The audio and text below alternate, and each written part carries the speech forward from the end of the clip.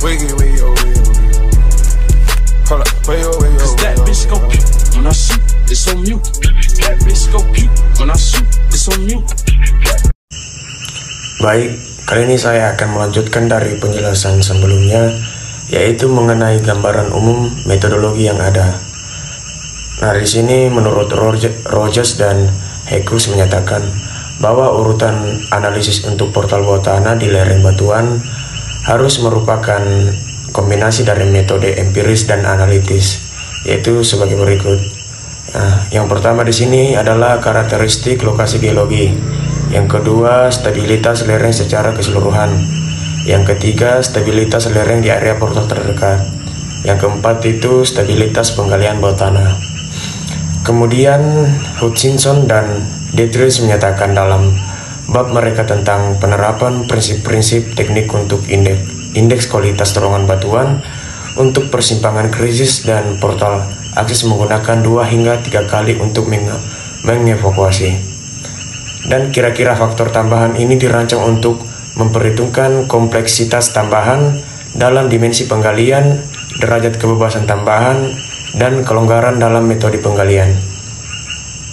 Hai, saya Selva. Saya akan melanjutkan teks dari teman saya yang sebelumnya. Jadi, ini tuh menjelaskan proses pengumpulan data untuk menentukan kebutuhan dukungan tanah untuk lubang bukaan dan pengembangan awal bawah tanah. Teks ini mencakup tahap-tahap seperti riwayat data, studi geoteknik, peta geologi, catatan produksi, data pengurangan kadar air, diskusi dengan personel operasional, dan laporan riwayat hidrogeologi. Teks ini juga menyebutkan beberapa sumber laporan riwayat konsultan geoteknik yang tersedia untuk tahap awal dari 2 tambang bawah tanah di dekatnya. Sayangnya, jeleknya pencatatan atau pengarsipan data dalam bentuk cetak dia menyebabkan sedikitnya informasi riwayat yang tersedia mengenai tambang terbuka yang ada. Namun, terdapat beberapa laporan riwayat konsultan geoteknik yang tersedia untuk tahap awal dari 2 tambang bawah tanah di dekatnya. Nah, selanjutnya yaitu penilaian atau tinjauan stabilitas tambang terbuka. Nah, di sini seorang insinyur dari Newmont meninjau stabilitas tambang terbuka. Tinjauannya itu meliputi beberapa hal. Yang pertama, penilaian terhadap kondisi jalan. Yang kedua, penilaian stabilitas bandel atau bone stability dalam bahasa Inggrisnya. Nah, di sini bone stability yang dimaksud adalah struktur tanah yang menyerupai bendungan. Nah, yang ketiga yaitu batas jalan di sekeliling dan jalan di sekitar jenjang yang dapat diakses. Berikutnya rekomendasi untuk remediasi. Remediasi yang di sini yaitu kegiatan untuk membersihkan tanah. Berikutnya rekomendasi untuk pemulihan pemantauan. Yang selanjutnya itu penilaian stabilitas jangka panjang dari pit untuk masuk kembali. Nah, berikutnya yaitu pemetaan, di mana di sini para insinyur perencanaan tambang itu menentukan di mana konstruksi portal yang tepat dan paling mudah untuk desain tambang. Langkah selanjutnya yang dilakukan yaitu memvalidasi area-area tersebut melalui pemetaan pit dan pemetaan struktur yang lebih rinci. Peta geologi sebelumnya dari pit itu memberikan indikasi litologi induk dan struktur yang lebih kompleks. Nah, sini gunanya supaya menentukan konstruksi yang tepat atau menentukan di mana letak portal yang baik atau yang aman untuk digunakan sebagai pintu portal nantinya. Selanjutnya yaitu setelah melakukan inspeksi terhadap pit, terlihat jelas bahwa lokasi untuk menentukan 2 lokasi yang sama akan lebih sulit daripada yang diantisipasi sebelumnya.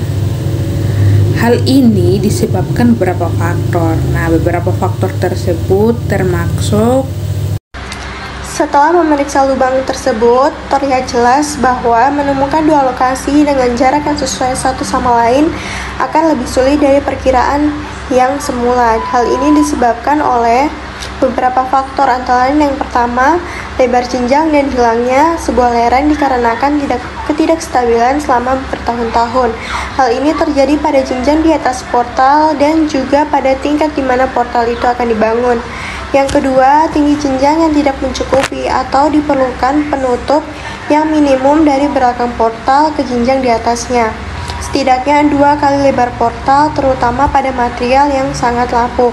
Yang ketiga, mata air artesis alami mengalami pengaliran dari sisi barat lubang sepanjang patahan besar.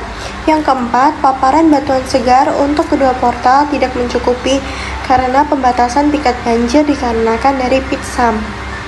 Satu portal akan dibangun di dalam batuan yang lapuk hingga segar, dan masalahnya adalah menemukan posisi yang lebih menguntungkan untuk portal kedua di dalam material yang sangat lapuk. Setelah 2 lokasi yang cocok ditemukan dan divalidasi dengan insinyur perancangan, maka program pemetaan rinci dilakukan di 2 lokasi portal. Data pemetaan dilakukan secara manual dan selanjutnya akan dinilai. Tujuan dari pemetaan scanline adalah untuk mengukur orientasi struktur dari sekitar masing-masing lokasi portal dengan fokus pada identifikasi fitur struktural utama. Orientasi struktural kemudian dinilai menggunakan DIPS. 3.4 Informasi pengeboran berlian. Meskipun terdapat banyak informasi geoteknik yang dikumpulkan selama penentuan sumber daya dan pengeboran eksplorasi, informasi ini terletak hampir 300 meter dari pintu masuk portal. Untuk menentukan kondisi tanah sekitar 2 portal, rig pengeboran Intan pada tambang bawah tanah yang sudah beroperasi di lokasi dengan mengebor 8 lubang bor Intan sampai kedalaman 200 meter. Tahap pertama mengalami penurunan. Lokasi lubang bor tersebut ditunjukkan pada nomor 2 atau pada gambar 2. Kontraktor pengeboran berlian pada tambang bawah tanah. Lokasi ini dipilih karena menjadi satu-satunya rig pengeboran untuk mengebor lubang geoteknik dengan elevasi maksimum dengan kemiringan maksimum minus 10 derajat, dengan mengupasi lubang keluar dari dalam lubang sepanjang garis kemiringan dan memberikan luasan maksimum terhadap kondisi tanah yang diharapkan dibandingkan dengan lubang pengeboran dari permukaan tanah.